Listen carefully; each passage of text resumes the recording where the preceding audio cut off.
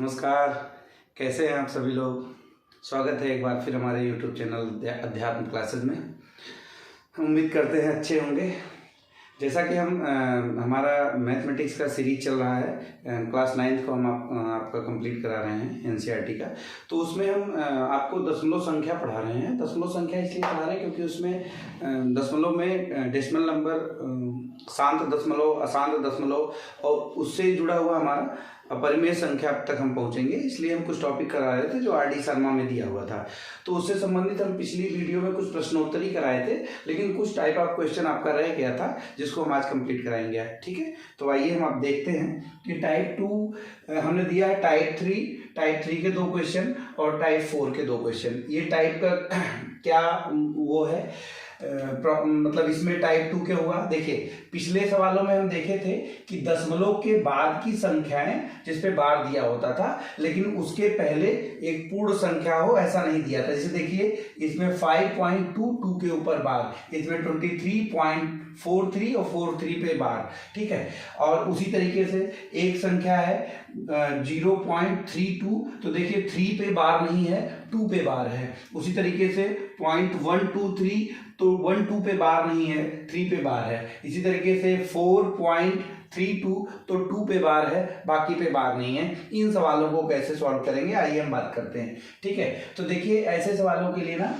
सीधे सीधे आप रख सकते हैं x बराबर 5.2 को अगर हम लिखना चाहें, सीधे सीधे ये लिख लें 5.2 को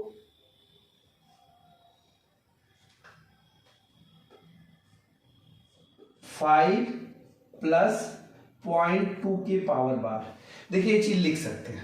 ठीक है, और हम जैसा कि पिछली वीडियो में बता चुके हैं कि जैसे देखिए 0.1 पर बार होगा तो 1/9, 0.2 पे बार होगा तो 2/9, इसी तरीके से 0.3 पर बार होगा तो 3/9, 4 पर बार होगा तो 4/9। इसी तरीके से प्रक्रिया चलती रहेगी। तो हम इसको सॉल्व करते हैं तो 5 प्लस 2/9। ठीक है, 5 प्लस 2/9। जब हम इसको करेंगे तो देखिए हमारा क्या हो जा रहा है, 9 × 5 प्लस 2 डिवाइड बाई 9 के। ठीक है, तो ये हमारा क्या हो जाएगा, 9 × 5 हो जाएगा 45 प्लस 2 डिवाइड बाई 9, तो उत्तर आपका आ गया 47/9। अगर 5.2 के बार को हम p/q के रूप में बदलेंगे तो आ जाएगा 47/9।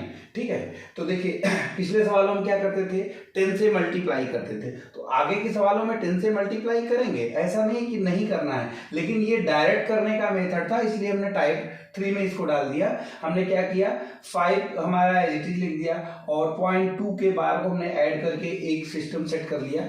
और हमें पता है कि 0.2 के बार को 2/9 लिख सकते हैं, इसलिए 5 प्लस 2/9 इसको हमने तिरेक मल्टीप्लाई किया और 9 5 45 प्लस 2 आ गया आपका 47/9। ठीक है, इसी तरीके से हम इसकी बात करते हैं 23.43 के पावर बार। अब देखिए हम इसको लिख सकते हैं 23 प्लस 0.43 के पावर बार। हम पिछले सवाल में भी आपको बताए थे, दिया हुआ था, जैसे कि 2 संख्याएं पे अगर लगा, पॉइंट के बाद की 2 संख्याओं पे अगर बार है तो आप डायरेक्ट लिख सकते हैं।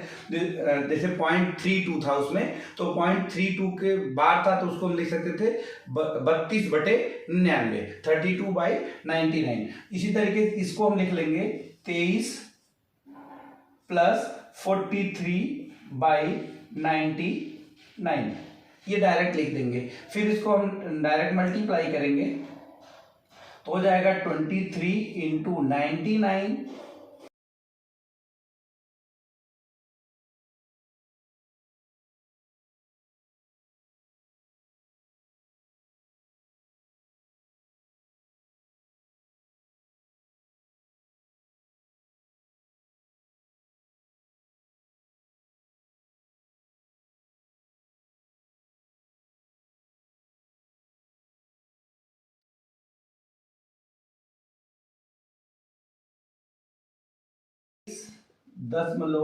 .43 को अगर आप p/q के रूप में बदलेंगे तो आपका उत्तर आएगा 23,2320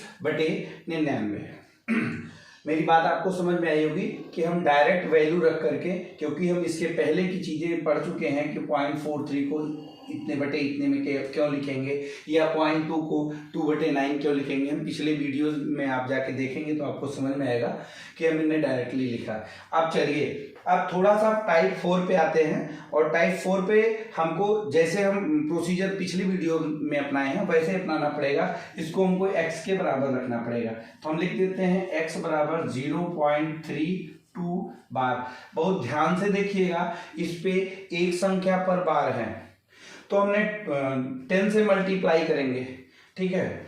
इसको इक्वेशन फर्स्ट लिख लेते हैं, लिखते हैं कि इक्वेशन फर्स्ट में 10 से गुणा करने पर दोनों तरफ समीकरण में जो भी प्रक्रिया करेंगे दोनों तरफ करते हैं। ये समीकरण का रूल है, इससे समीकरण के मान में कोई परिवर्तन नहीं आता, ठीक है। आप इसको कर लीजिए, ऐसा ना हो कि आप द्वारा एक ही तरफ गुणा करके और उसको पक्षांतर के कर दिया जाए, तो फिर तो लंका लग जाएगी, ठीक है। इसको हो जाएगा 10x और ये हो जाएगा 3.2 के पावर बार। जब इधर गुणा कर दोगे तो ऐसा बन जाएगा। अब आपको चीज समझ में आ रहा होगा, देखिए 3.2 बार, यहाँ देखिए 5 + 5.2 बार। अब देखिए दोनों इक्वल तरीके के हो गए कि नहीं हो गए, इसीलिए हमने स्टेप बाय स्टेप इस चीज को दे रखा है। अब देखिए 10x = क्या हो जाएगा, 10x = हो जाएगा 3 + 0.2 बार। लिख सकते हैं कि नहीं लिख सकते हैं, क्योंकि ये अगर आप अलग से जोड़ेंगे तो भी वही चीज आएगा, है ना। 2 पे बार का मतलब 2 2 2 2 ही रिपीट होना है, ठीक है। 10x = हो जाएगा 3 + 2/9, ठीक है। अब हमारा हो जाएगा 3 × 9 + 2/9 के। देखिए 10x = हो गया आपका 27 + 2/9।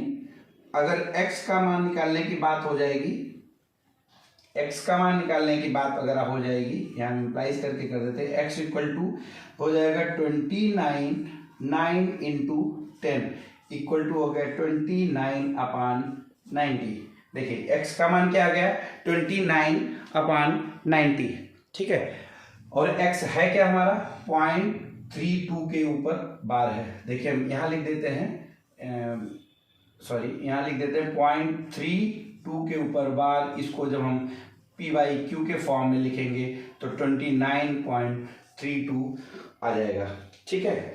अब देखिए ये जो हम 10 से मल्टीप्लाई कर रहे हैं ना, पिछले वाले मेथड में, पिछले वाले टाइप में हम एक चीज करते थे कि हम जो ये 10 का मल्टीप्लाई करते थे तो दशमलव के बाद की जितनी संख्याओं पे बार होता था उसी हिसाब से मल्टीप्लाई करते थे।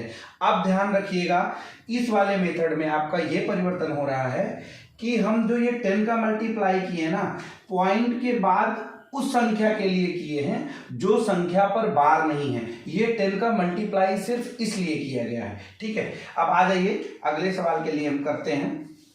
अगले सवाल पे आ जाते हैं। आप समझ में आएगी आपको चीजें। x = 0.123 और 3 पर हो गया बार। देखिएगा बार सिर्फ 3 पे है।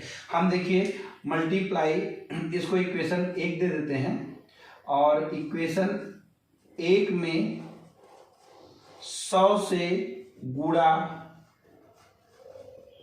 करने पर, ध्यान रखिएगा गुणा दोनों तरफ करेंगे, आपका हो जाएगा 100x = देखिए जब इसको गुणा करेंगे आप तो 0.12.3 पे पावर बार आ जाएगा। क्या हो गया, 12 दशमलव के इधर आ गया, मतलब ये 12 हो गया, 12.3 पर बार आ गया।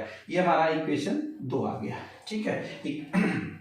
अब क्या करेंगे, देखिए जैसा ये है सेम वैसे ही आपका यहाँ पे बनाया गया था, सेम वैसे ही यहाँ पे बनाया गया था। देखिए जैसे ये है, इसको इस तरीके से लाने के लिए हमको ये मल्टीप्लाई करना पड़ा। 100 से मल्टीप्लाई क्यों हमने किया, क्योंकि 1 और 2 ये दो ऐसी संख्याएं हैं जिन पर बार नहीं है। दो संख्याएं बार नहीं इसलिए 1 के बाद डबल जीरो, एक संख्या पे बार नहीं इसलिए 1 के बाद एक जीरो। इसके पहले के मेथड में हम बार वाली संख्या के हिसाब से मल्टीप्लाई करते थे। ठीक है, तो देखिए क्या हो जाएगा, अब हम इसको लिख सकते हैं 12 प्लस 0.3 की बाई 12 प्लस 0.3 की पावर बार, ये लिख सकते हैं। ठीक है, इसको ब्रैकेट में कर दीजिए। अब आप लिख सकते हैं 12 प्लस 3 के पावर बार को 3 के बार को लिख सकते हैं आप 3/9। ठीक है, मेरी बातें समझ में आई होगी। 3/9 क्यों लिख सकते हैं, क्योंकि 1 के बार को 1/9, 2 के बार को 2/9। ये सब डायरेक्ट में, इसीलिए हर चीज को स्टेप बाय स्टेप आप जब आप पढ़ेंगे तो आपको ये दिक्कत नहीं होगी। ठीक है, तो 12 × 9 प्लस 3/9, 12 9 108 प्लस 3/9, ये इक्वल हो गया 100x के। अब अगर x की बात कर दें तो ऊपर हो जाएगा 111 और ये 9 × 100 इक्वल टू हो जाएगा 111/900। इस किसके बराबर हो गया, 0.123 की पावर बार के। अगर हम 0.123 की पावर बार को p/q के रूप में बदलेंगे तो आपका उत्तर आएगा 111/900।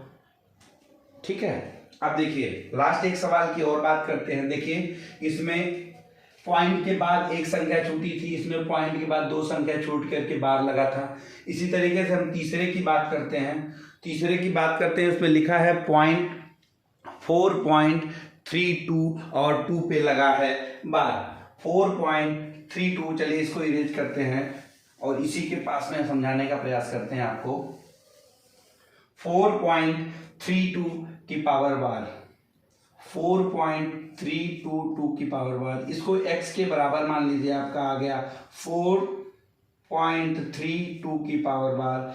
अब देखिए किससे गुणा करेंगे, आपको सोचने की जरूरत थोड़ी सी भी नहीं है, जरूरत है ही नहीं है, क्योंकि दशमलव के बाद जिस संख्या पर बार नहीं है उतने ही 1 के बाद 0 लगाएंगे। इसलिए इक्वेशन 1 में 10 से मल्टीप्लाई करेंगे, 10 से गुणा करेंगे।